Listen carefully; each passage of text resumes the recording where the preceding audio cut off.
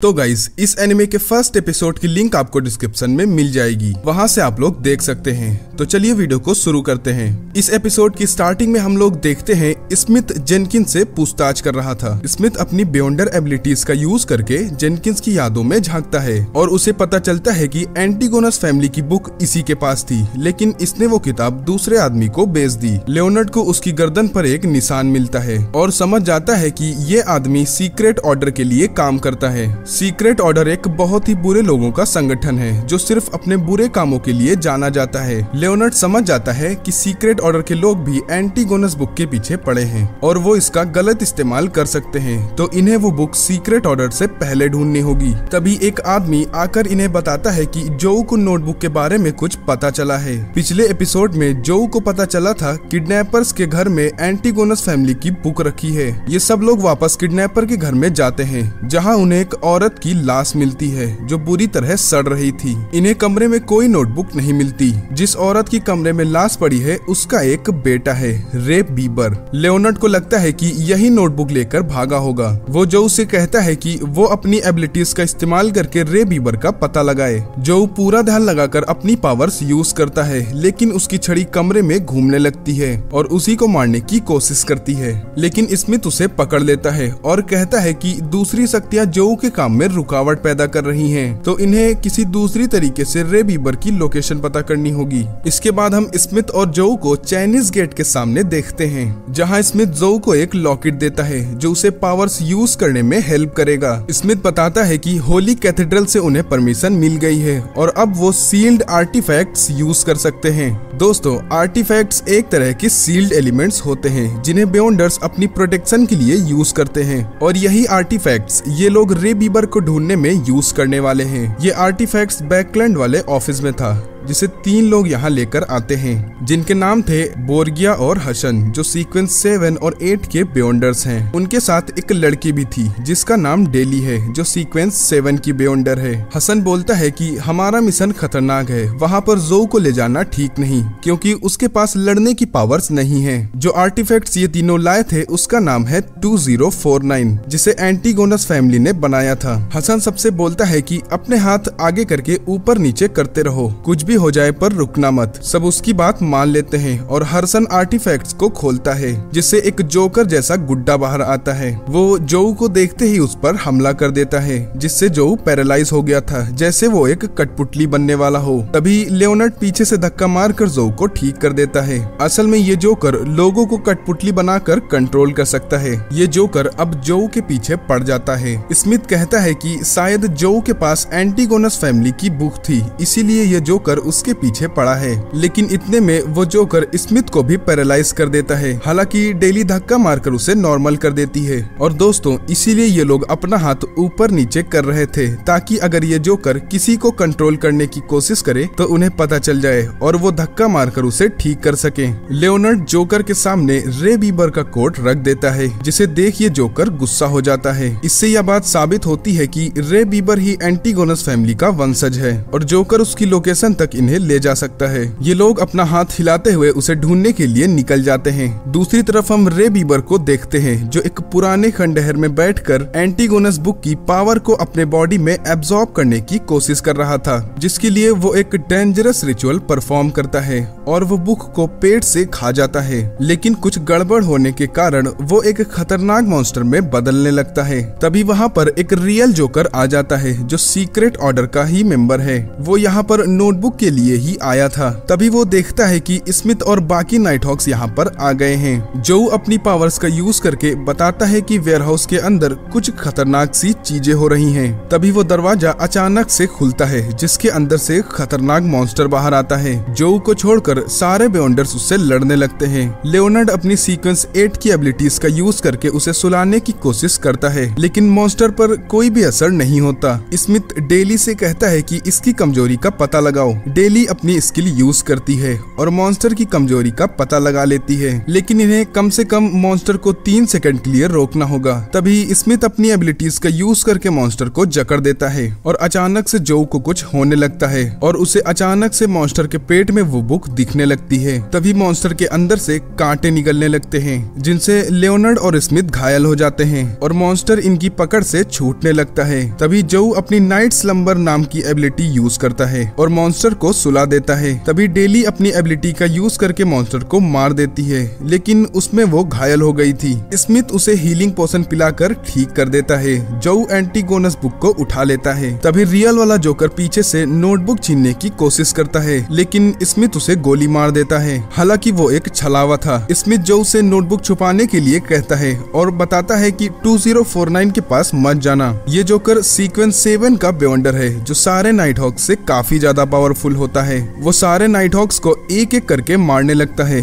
तभी जो रिवॉल्वर से उस पर फायर कर देता है। वो गोली जोकर के पेट में लग जाती है, लेकिन जोकर अपनी एबिलिटीज का यूज करके घाव को अपने हाथ में ट्रांसफर कर लेता है। इसके बाद वो बहुत ही चालाकी से उनके हमलों से बचते हुए आर्टिफैक्ट्स के बॉक्स को खोल देता है। डमी जोकर बाहर निकलते ही सबको कठपुतली बनाने लगता है। जो सोचता है कि मुझे इसकी पकड़ से आजाद होने के लिए एक एक्सटर्नल फोर्स की जरूरत होगी। जो अब रिचुअल्स परफॉर्म करके फॉग वाली दुनिया में आ जाता है। ये वही दुनिया है दोस्तों जिसे जो पूरी तरह कंट्रोल कर सकता है। वो जोकर की कंट्रोल से बाहर आ जाता है। उसके तुरंत बाद ही वो रियल दुनिया में चला जाता है और ऐसी एक्टिंग करता है जैसे वो अभी भी जोकर के कंट्रोल में हो। सारे लोग बेहोश हो चुके थे। तभी रियल जोकर जो उसे कहता है कि वो नोटबुक मुझे दे दो और बदले में मैं तुम्हें आजाद कर दूंगा। तभी हम देखते हैं लियोनार्ड अपनी शैडो की वजह से कंट्रोल से बाहर आ जाता है। ये जोकर भी जो की तरह सीयर पाथवे का बेवंडर है। वो जो को उसके अगले सीक्वेंस का नाम बताता है जो है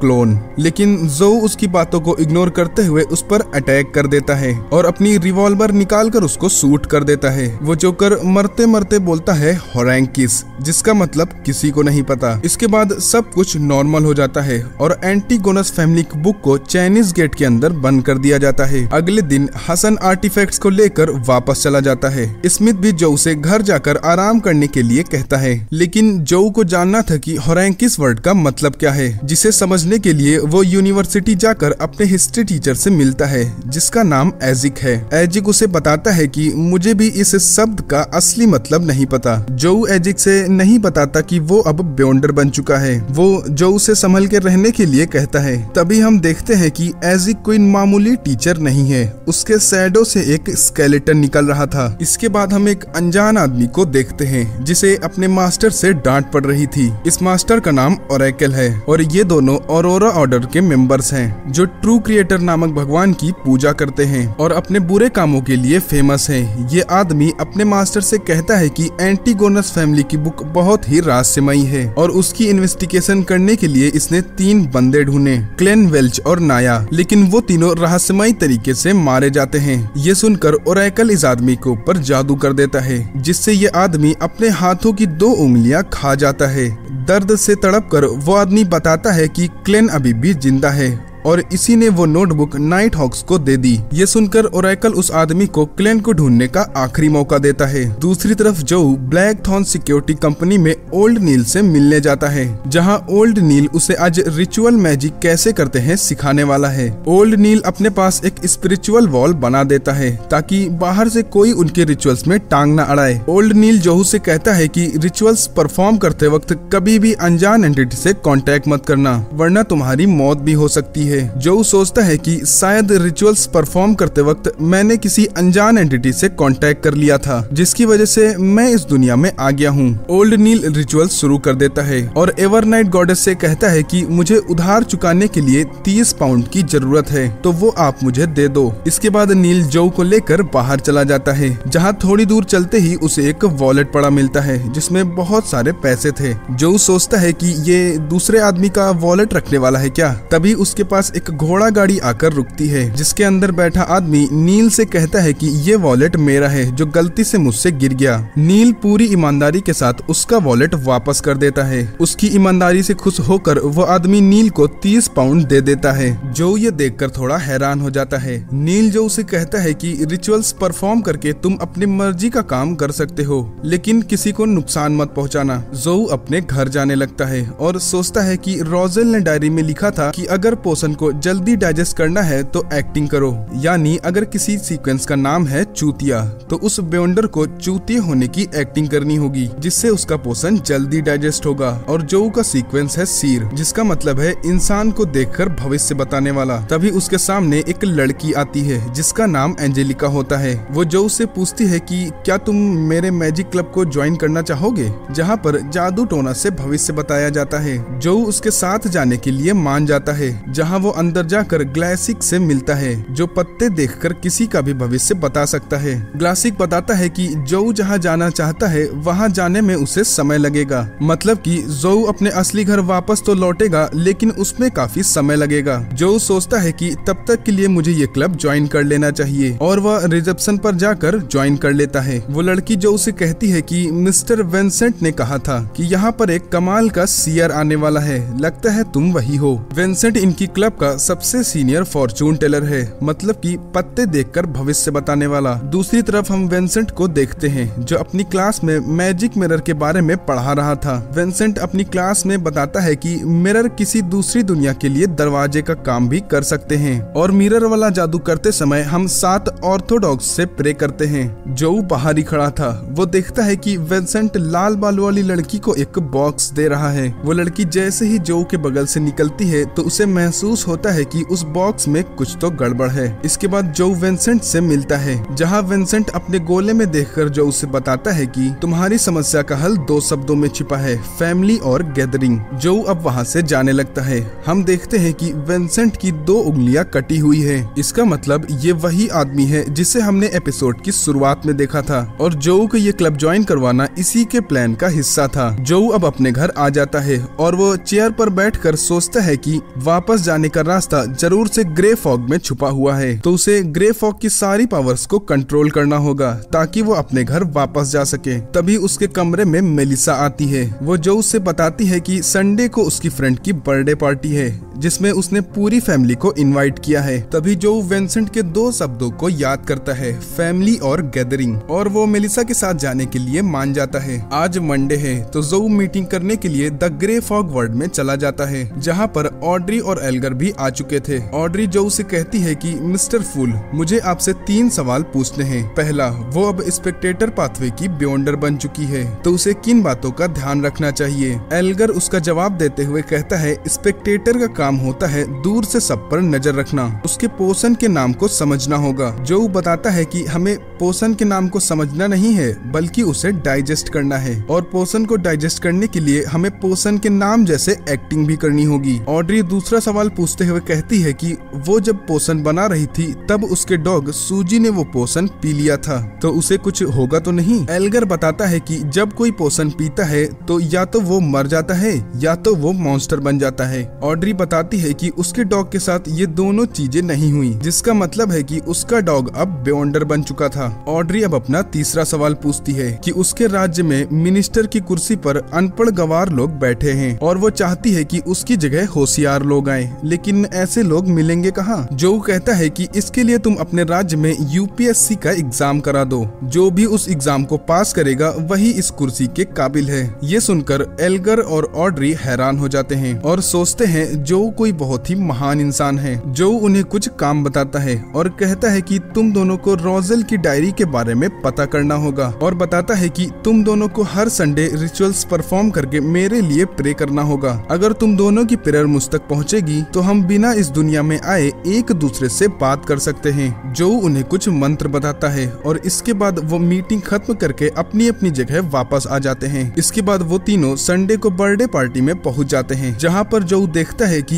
यहाँ पर लाल बालों वाली लड़की भी है जिसे उसने वेंसेंट की क्लास में देखा था। जो को अंदर जाते वक्त प्रेयर सुनाई देती है जो एल्गर कर रहा था। वो ये इग्नोर करके पार्टी में चला जाता है। अब रात में सेलिना मेलिसा और उसकी दोस्त एलिजाबेथ को अपने कमरे में ले जाकर एक शीशा दिखाती है। दोस्तों, ये वही शीशा होता है जिसके बारे में विंसेंट की क्लास में बातें चल रही थी। ये शीशा खुद विंसेंट ने बनाया है और सेलिना को उसके बर्थडे पर गिफ्ट कर दिया। सेलिना शीशे में देखकर विंसेंट के द्वारा बताए गए कुछ मंत्रों को पढ़ने लगती है, जिसमें वो असल में ट्रू क्रिएटर से प्रे कर रही थी। तभी अचानक से उसका शीशा विंसेंट के कमरे में रखे शीशे से कनेक्ट हो जाता है। असल में विंसेंट ने ये जाल जोऊ को पकड़ने के लिए बिछाया था। नीचे जोऊ नोटिस करता है कि ऊपर कुछ गड़बड़ है। वो कमरे में आकर देखता है कि शीशे में शैतानी पावर्स हैं, जिसने सेलिना को पकड़ लिया है। जोऊ सोचता है कि मुझे सेलिना को बचाने के लिए रिचुअल्स परफॉर्म करके एवरनाइट गॉडेस से हेल्प मांगनी होगी। तभी वो शैतानी शक्ति मेलिसा और एलिजाबेथ को बेहोश कर देती है और सेलिना को पूरी तरह से अपने कंट्रोल में कर देती है। तभी जोऊ यहाँ आकर अपनी शक्तियों का इस्तेमाल करके उसे बांध देता है। इसके बाद सेलिना को ठीक करने के लिए जोऊ एवरनाइट गॉडेस से प्रे करता है, लेकिन दूसरी तरफ से विंसेंट सेलिना को आजाद कर देता है। सेलिना जोऊ को तुरंत पकड़ लेती है। विंसेंट उसके जरिए जोऊ से पूछता है कि बताओ एंटीगोनस फैमिली की बुक में तुम्हें क्या मिला, वरना मैं इन दोनों को मार दूंगा। जोऊ पूरी तरह से पावरलेस हो गया था, लेकिन तभी ऑड्री उसके लिए प्रेयर करने लगती है, जिससे जोऊ के अंदर ग्रे फॉग वाली पावर्स आ जाती हैं और वो सेलिना की पकड़ से छूट जाता है और जल्दी से रिचुअल्स को पूरा करके एवरनाइट गॉडेस से प्रे करता है कि वो सेलिना को शैतानी शक्तियों से आजाद कर दे, जिससे सेलिना धीरे धीरे होश में आने लगती है और जोऊ गोली मारकर मिरर को फोड़ देता है। विंसेंट का प्लान पूरी तरह फेल हो गया था, जिसकी वजह से मिस्टर ओरेकल उसे मार देता है। दूसरी तरफ जोऊ जाकर स्मिथ को ये सब बता देता है। वो दोनों मामले की जांच करने विंसेंट के घर जाते हैं, जहां उन्हें बेड पर विंसेंट की डेड बॉडी मिलती है। जोऊ कांच के एक टुकड़े पर ट्रू क्रिएटर नाम पढ़ लेता है। स्मिथ विंसेंट के दिमाग में झांकता है, लेकिन वो एक अजीब सी जगह पर पहुंच जाता है, जहां वो ट्रू क्रिएटर गॉड की असली छवि को देखता है, जिसे देखकर वो काफी ज्यादा घबरा जाता है। अगले दिन हम बेंगलुरु शहर को देखते हैं, जहां एक आलीशान महल के अंदर ऑड्री रहती है। ऑड्री की फैमिली पूरे राज्य के शाही परिवारों में से एक है, जहां पर उसके हर एक काम के लिए नौकर चाकर लगे हैं और वह एक ड्रेस दोबारा नहीं पहनती। ऑड्री के घर में एक फंक्शन होता है, जिसके लिए वह ड्रेस पहनकर तैयार होती है और खुशी में वो अपने डॉग सूजी को गोल गोल घुमाने लगती है। तभी उसे एक आवाज सुनाई देती है, मुझे चक्कर आ रहे हैं। ऑड्री आसपास देखती है, वहाँ पर कोई भी नहीं था। इसका मतलब उसकी डॉग सूजी अब पोषण की वजह से बोल सकती है। इसके बाद सीन एक थिएटर पर शिफ्ट हो जाता है, जिसमें अल्फा अल्फा ट्रेजेडी के बारे में बताया जा रहा था। अल्फा अल्फा एक समुद्री जहाज का नाम है, जिस पर सवार लोगों ने अचानक से एक दूसरे को मारना शुरू कर दिया था। तभी हमारे हीरो ट्रिस की एंट्री होती है, जो सबको मारकर बाकी लोगों को बचा लेता है। ट्रिस के स्टेज पर आते ही सारे लोग ताली बजाने लगते हैं। वहीं ऑडियंस में जोऊ और स्मिथ बैठे होते हैं, जो स्मिथ को सपने में दिखे ट्रू गॉड के बारे में बात कर रहे थे। जोऊ बताता है कि वो आदमी जरूर से एविल गॉड रहा होगा, जिसकी ऑरोरा ऑर्डर जैसे शैतानी लोग पूजा करते हैं। इसके बाद स्टोरी 10 दिन पीछे जाती है, जहाँ मैजिक क्लब में काम करते वक्त जोऊ के पास एक लड़की आती है, जिसका नाम एन्ना है, जो यहाँ अपने पति के सिलसिले में जोऊ से बात करने आई है। वो जोऊ से बताती है कि अल्फा अल्फा जहाज पर उसका पति भी शामिल था, जो पिछले दिनों लापता हो गया है, और वो जानना चाहती है कि उसका पति अब सुरक्षित है या नहीं। जोऊ अपनी शक्तियों का इस्तेमाल करके देखता है कि उस वक्त एन्ना का पति जहाज से कूद गया था और वो कुछ ही समय में अपने घर वापस आ जाएगा। इसके बाद कहानी वापस प्रेजेंट में आ जाती है, जहाँ जोऊ स्मिथ से बताता है कि अल्फा अल्फा ट्रेजेडी के पीछे शायद से ट्रिस का बहुत बड़ा हाथ है। स्मिथ कहता है कि हम ऐसे ही किसी पर शक नहीं कर सकते, क्योंकि ट्रिस बहुत ही फेमस एक्टर है। दूसरी तरफ एन्ना अपने पति को जोऊ से मिलवाने के लिए आती है, क्योंकि उसके पति को कुछ समस्या थी। वो जोऊ से अकेले में मिलकर बताता है कि जब से वो अल्फा अल्फा से लौटा है, तब से उसे बुरे सपने आ रहे हैं। जोऊ अपनी शक्तियों का इस्तेमाल करके उसके सपनों में झांकता है, जहाँ वो जहाज पर हुई पूरी तबाही को देखता है। वो देखता है कि एक आदमी जहाज से कूदने वाला था,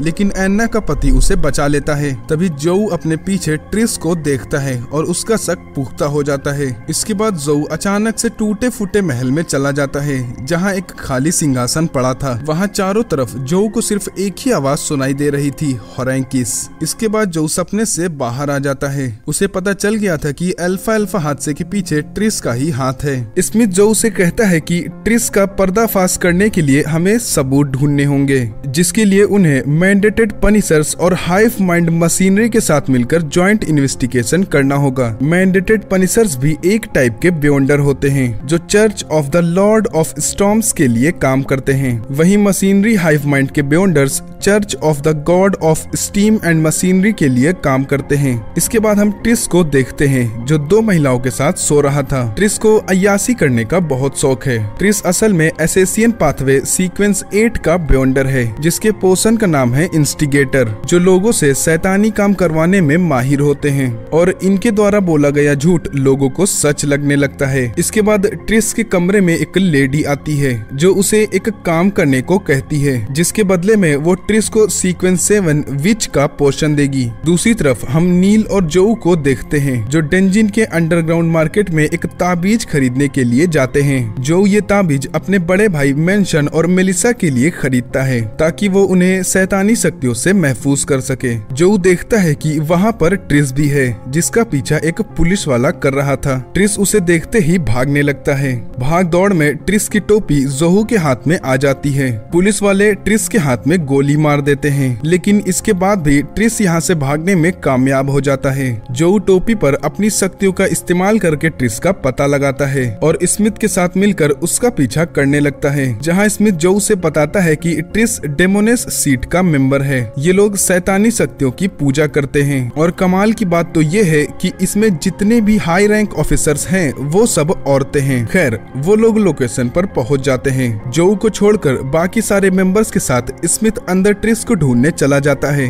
वो सारी औरतों को बाहर भेज देते हैं। तभी एक लड़की आकर जोऊ से टकरा जाती है। वो बताती है कि उसकी तबीयत बहुत ज्यादा खराब है। जोऊ अपनी शक्तियों का इस्तेमाल करके उसकी बीमारी का पता लगाने की कोशिश करता है लेकिन उसे कुछ भी नहीं मिलता। तभी स्मिथ बताता है कि उन्हें ट्रिस नहीं मिला। इसके बाद वो महीनों ट्रिस को ढूंढते हैं। जब उन्हें ट्रिस नहीं मिलता तो वो उसका केस बंद कर देते हैं। इसके बाद स्टोरी थोड़ा आगे जाती है जहाँ शहर में बिल्कुल शांति थी। तभी लियोनार्ड जोऊ से मिलकर बताता है कि हेडक्वार्टर से उनके पास फोन आया था जिससे उसे पता चला है कि शहर में मौतें 5 गुना ज्यादा तेजी से हो रही हैं और हेडक्वार्टर्स ने केस की जिम्मेदारी नाइट हॉक्स पनिशर्स और हाइव माइंड को दे दी है। जो अपनी शक्तियों का इस्तेमाल करके पता लगाता है कि इन सब के पीछे एक लड़की का हाथ है और उसे एक क्लू भी मिलता है। जो सबसे बताता है कि सभी मौतों में एक चीज कॉमन है, ये सब लोग जल्द ही मरने वाले थे लेकिन उसे लगता है कि इन सबको किसी ने टाइम से पहले मार दिया ताकि वो इन सब की बची हुई जिंदगी को यूज करके एक मॉन्स्टर को समन कर सके। तभी स्मिथ बताता है कि वो जरूर से लाइफ थेफ्ट नाम के रिचुअल कर रहे हैं और हमें जल्द ही उन्हें पकड़कर ये सब रोकना होगा। इसके बाद जोऊ अपनी शक्तियों का इस्तेमाल करके उसका पता लगा लेता है और अपनी टीम के साथ वहां पहुंचकर लड़की बेयॉन्डर को ढूंढने लगता है। तभी स्मिथ अपनी शक्तियों का इस्तेमाल करके उस लड़की को सपना दिखाने लगता है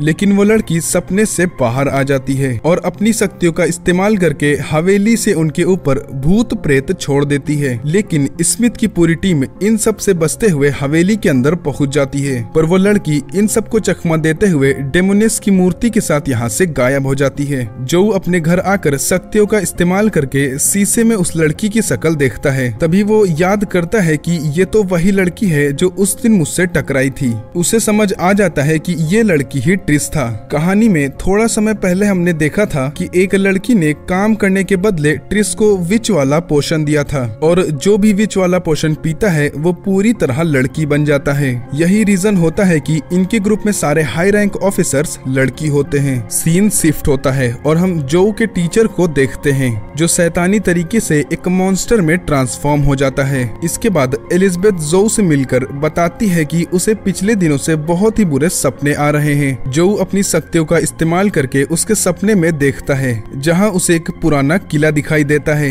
जिसके अंदर वो एक भूत को भी देखता है। फिर जोऊ उसे खत्म करने के लिए स्मिथ और फ्रेंच के साथ मिलकर वहां पर पहुंच जाता है। स्मिथ अपने साथ सन जैसे दिखने वाला एक स्पेशल किस्म का आर्टिफैक्ट्स भी लाता है जिससे भूत और पिशाच डरते हैं। वो जैसे ही किले के अंदर जाते हैं वैसे ही पिशाच उनके सामने आ जाता है। वो देखते हैं कि उसका तो सिर ही नहीं है। तभी स्मिथ पिशाच को सपना दिखाने लगता है जिसके अंदर वो आर्टिफैक्ट्स के साथ पिशाच को 1 मिनट तक लड़ाई झगड़े में फंसा कर रखता है। 1 मिनट होते ही पिशाच आर्टिफैक्ट की शक्तियों से अपने आप मर जाता है। स्मिथ को किले में एक पेंटिंग मिलती है जो 4 युग पुरानी थी। जो पेंटिंग में बने आदमी को देखता है जो बिल्कुल उसके टीचर एजिक जैसा लग रहा था। स्मिथ को अभी भी डाउट है कि किले में कोई पिशाच रह न गया हो, तो वो डिसाइड करते हैं कि तीनों लोग बारी बारी 2-2 घंटे की शिफ्ट में किले की निगरानी करेंगे। पहले ये जिम्मेदारी जोऊ को सौंपी जाती है। जोऊ को नहीं पता था कि ये आर्टिफैक्ट्स कहाँ से आया है। इसी का पता करने के लिए वो आर्टिफैक्ट्स पर रिचुअल परफॉर्म करने लगता है, जहाँ वो the church of eternal blessing sun को देखता है। इस चर्च के लोग सूर्य देवता को पूजते हैं और इनके पास सन पाथवे का पोषण है। जो वहाँ पर एक प्रीस्ट को देखता है जो आर्टिफैक्ट्स को हाथ में लेकर कुछ रिचुअल परफॉर्म करता है। तभी अचानक से सन से कुछ बूंदें निकलकर आर्टिफैक्ट्स के अंदर चली जाती हैं और ऐसा होते ही वो प्रीस्ट जलकर खाक हो जाता है। जो को जानना था कि इस बूंद के अंदर आखिर है क्या। वो उस बूंद को छू लेता है और ऐसा करते ही चारों तरफ आग लग जाती है और जो आग में जलने लगता है। लेकिन तभी ग्रे फॉग की पावर इस आग को बुझा देती है और जो के सारे घाव ठीक हो जाते हैं। वो सुरक्षित वापस आ जाता है। सुबह होते ही वो किले से वापस आ जाते हैं और उन्होंने किले के राक्षस को मार दिया था, तो एलिजाबेथ को अब बुरे सपने नहीं आएंगे। स्मिथ और फ्राई मिलके आर्टिफैक्ट्स को वापस ब्लैक थॉर्न कंपनी ले जाने लगते हैं और जो अपने घर आकर देखता है कि उसके मेल बॉक्स में एक लेटर आया था जो मिस्टर एजिक ने उसे भेजा था। उसमें लिखा था कि मुझे होरेंकिस वर्ड के बारे में कुछ पता चला है।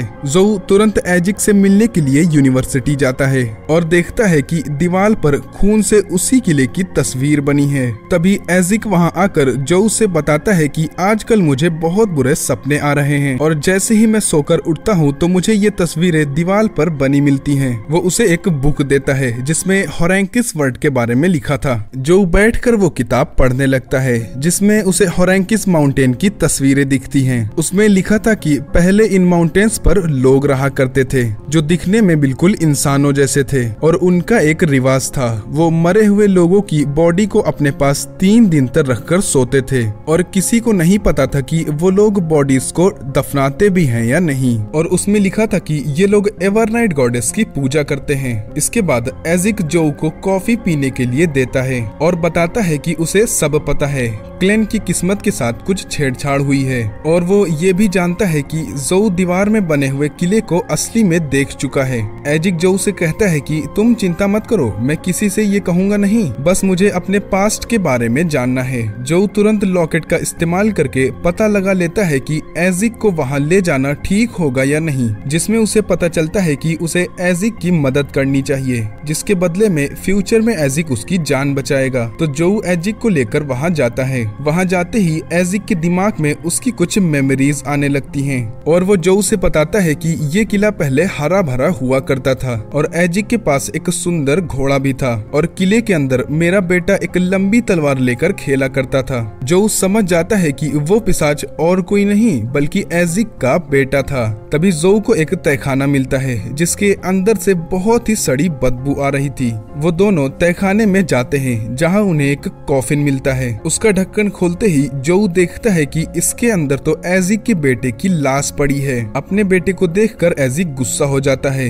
जिसकी वजह से वहाँ पर सैकड़ों आत्माएं आ जाती हैं और तभी जोऊ को एजिक का पास्ट दिखने लगता है। वो देखता है कि एक युद्ध के मैदान में कुछ सिपाही लाशों के ढेर में आग लगा रहे थे। उसी जलती हुई लाशों के ढेर से एजिक बाहर आता है जो अभी भी जिंदा था। सिपाही एजिक को मारने के लिए दौड़ते हैं लेकिन एजिक तलवार उठाकर उल्टा उन पर हमला कर देता है और अपनी एबिलिटीज का इस्तेमाल करके वहाँ पर एक बड़ा सा स्केलेटन बुला लेता है जो एजिक के साथ मिलकर सैनिकों से लड़ने लगता है। और दूसरी मेमोरीज में हम देखते हैं कि एजिक के पास आत्माओं की पूरी सेना थी जिनकी शक्तियों की वजह से उसकी बीवी और बच्चे पर बुरा असर हो रहा था। इसीलिए एजिक अपनी तलवार, फैमिली और कासल को छोड़कर यहाँ से चला जाता है और मेमोरीज यहीं पर एंड हो जाती हैं। इसके बाद जोऊ एजिक को जगाने लगता है जहाँ हमें पता चलता है कि एजिक डेथ पाथवे का बेयोंडर है, लेकिन उसका सीक्वेंस हमें नहीं बताया जाता और एजिक के बेटे को इस कॉफिन के अंदर सप्रेशन रिचुअल का यूज करके बंद किया गया था, जो हाई लेवल बेयोंडर्स के लिए यूज होती हैं। जो देखता है कि कोई लाश की खोपड़ी चुरा कर ले गया है। जो समझ जाता है कि बॉडी के साथ छेड़छाड़ की वजह से ही एजिक का बच्चा पिशाच बन गया था। एजिक अपने बेटे की बॉडी को जमीन में दफना देता है। इसके बाद जोउ एजिक से पूछता है कि अब तो अपने पास्ट के बारे में आपको सब कुछ पता चल गया होगा, जिसका जवाब देते हुए एजिक कहता है कि मुझे वो मेमोरीज टुकड़ों में दिखी हैं, जिसकी वजह से मुझे ठीक से याद नहीं आ रहा, पर उसे इतना पता चल गया है कि वो हजारों सालों से जिंदा है। तभी एजिक समझ जाता है कि वो मेमोरीज उसकी अलग अलग जिंदगियां थी। दोस्तों, एजिक जब भी मरता है उसका पुनर्जन्म हो जाता है और वो अपनी पुरानी मेमोरीज को भूल जाता है। इसके बाद एजिक जोउ का शुक्रिया अदा करता है और दोनों अपने अपने घर चले जाते हैं। इसके बाद अगले दिन जोउ और नील केनली की एंगेजमेंट में जाते हैं, जहां उन्हें बढ़िया बढ़िया खाना देखने को मिलता है। पार्टी में लियोनार्ड भी आया था। तभी स्मिथ आकर सबको पेट्रोलिंग के लिए बाहर भेज देता है। वो जोउ से कहता है कि आज उसे चाइनीज गेट की निगरानी करनी होगी और अंदर से चाहे जो भी आवाज आए पर गेट को मत खोलना। जोउ वहां बैठकर पिछले तीनों केसेस के बारे में पढ़ने लगता है जिसमें उसने काम किया था, जो थे एलियट किडनैपिंग, रे बीबर इंसिडेंट और विंसेंट्स मैजिक मिरर। तभी चाइनीज गेट से अपने आप अजीब सी आवाजें आने लगती हैं और गेट अपने आप खुल जाता है। जोउ देखता है कि उससे एक डॉल झांक रही है,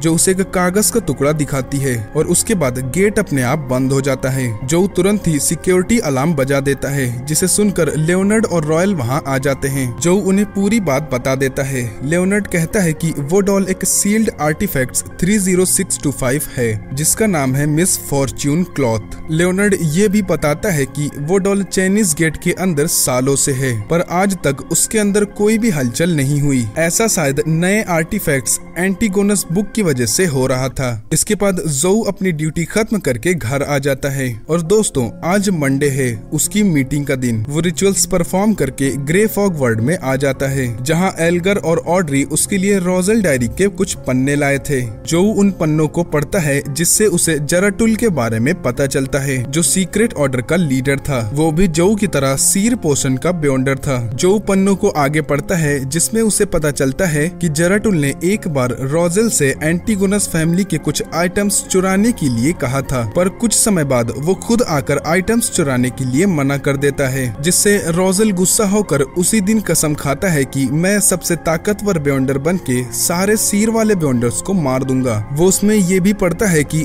एक्टिंग मेथड से पोशन को डाइजेस्ट करने में 1 से 5 महीने का समय लगेगा। इसके बाद एल्गर जोउ से बताता है कि ऑरोरा ऑर्डर का एक मेंबर ट्रू क्रिएटर के होली रेसिडेंस को ढूंढने में लगा है और वहाँ के लोगों का मानना है कि ट्रू क्रिएटर अब भी जिंदा है। इसके बाद जोउ इनसे एंटीगोनस फैमिली की हिस्ट्री पूछता है, जिसका जवाब देते हुए एल्गर बताता है कि एंटीगोनस फैमिली की जड़ें 3री सदी तक फैली हुई हैं और 4थी सदी के अंत में एवरनाइट गॉडेस ने एंटीगोनस फैमिली को खत्म कर दिया था। वो ये भी बताता है कि एंटीगोनस फैमिली के पास एक बहुत ही भयंकर और डरावना पोषण हुआ करता था। इसके बाद जोउ मीटिंग को खत्म कर देता है। एल्गर और ऑड्री अपने अपने घर वापस चले जाते हैं, लेकिन जोउ वहीं बैठकर तीनों केसेस के बारे में सोचने लगता है। वो एलियट की किडनैपिंग का असली रीजन जानने के लिए उसके केस पर डेमिनेशन करता है, जिससे उसे पता चलता है कि वो किडनैपिंग सिर्फ जोउ को एंटीगोनस फैमिली के नोटबुक तक पहुंचाने के लिए थी। वो बाकी सारे केसेस पर भी डेमिनेशन करता है, लेकिन पोषण ठीक से डाइजेस्ट न होने के कारण उसे साफ रिजल्ट नहीं मिलता। इसके बाद वो ये डेमिनेशन करता है कि उसे क्लोन पोषण कहाँ से मिलेगा। उसे वहाँ पर बीबर और जोकर की लाश दिखाई देती है, जिससे एक चमकदार रोशनी निकल रही थी। उसे विंसेंट और एंटीगोनस नोटबुक भी दिखाई देती है और यहीं पर एक अनजान आदमी दिखता है, जिसका नाम सीरियस होता है। अगले दिन जोउ उस आदमी का पता करने के लिए मैजिक क्लब में जाता है, जहाँ वो एंजेलिका को सीरियस की फोटो दिखाकर उसके बारे में पूछता है। एंजेलिका बताती है कि इस आदमी को उसने विंसेंट के साथ देखा देखा था और वो होरेंकिस के बारे में बात कर रहे थे। उसे मैडम फोर्स के बारे में भी पता चलता है जो डिटेक्टिव स्टोरीज लिखती है। इसके बाद जो लाइब्रेरी में पता करने जाता है कि होरेंकिस के बारे में कौन कौन स्टडी कर रहा है, जहाँ पर सीरियस भी मौजूद था। जो उसे देख लेता है और सीरियस खिड़की से कूदकर वहाँ से भागने लगता है। जो भी उसके पीछे जाता है, लेकिन वो अचानक से मॉन्स्टर में कन्वर्ट हो जाता है और जो के ऊपर हमला कर देता है। पर गलती से वो जो के सामने घुटनों के बल गिर जाता है और जो तुरंत उसे शूट करके मार देता है। इसके बाद वो सीरियस के ऊपर डेमिनेशन करके क्लाउन पोशन रेसिपी का पता कर लेता है। उसे वहाँ ट्रू क्रिएटर गॉड भी दिखता है जिसे स्मिथ ने भी देखा था, लेकिन इतने में वो होश में आ जाता है। वो देखता है कि वहाँ पर स्मिथ और लेओनार्ड भी आ गए थे। लेओनार्ड को सीरियस के पास से एक लेटर मिलता है जो उसने मिस्टर जी के लिए लिखा था। मिस्टर जी वही बंदा होता है जिसने विंसेंट को मारा था। सीरियस ने लेटर में लिखा था कि मुझे और विंसेंट को एंटीगोनस नोटबुक से सीर और क्लोन पोशन की रेसिपी के अलावा कुछ भी नहीं पता चला। लेटर में आगे लिखा था कि एंटीगोनस फैमिली को पता चल गया था कि उनका खात्मा होने वाला है, इसीलिए उन्होंने अपना खजाना होरेंकिस माउंटेन की पीक पर छिपा दिया। लेटर में यह भी लिखा था कि डूम्सडे की पूरी तैयारी हो गई है। जैसे ही डूम्सडे आएगा मैं पूरे शहर की बलि चढ़ा दूंगा और फिर अपने ट्रू क्रिएटर गॉड का स्वागत करूंगा। अब जोऊ को पता चल गया था कि एंटीगोनस फैमिली के पास जो खतरनाक पोषण था वो सीर ही था, इसीलिए उसे बार बार होरेंकिस वर्ड सुनाई दे रहा था। इसके बाद जोऊ सारी बातों को मिलाने लगता है, जिससे उसे पता चलता है कि इन सब के पीछे कोई मास्टरमाइंड है, जिसका पता करने के लिए उसे ओरिजिनल क्लाइंट की मौत कैसे हुई पता करना होगा। जोऊ अब ओरिजिनल क्लाइंट की मौत कैसे हुई उसका पता करने के लिए डेमिनेशन करता है, जिससे उसे पता चलता है कि मास्टरमाइंड एक बड़े से महल में रहता है जिसकी 2 लाल चिमनियां हैं। ये डेमिनेशन करते वक्त उसका सीक्वेंस 9 का पोषण पूरी तरह डाइजेस्ट हो जाता है। इसके बाद हमें 1 महीने पुराना फ्लैशबैक दिखाया जाता है, जिसमें एक चोर लेविनस मैगोस के ऊपर किसी तरह का रिचुअल कर रहा था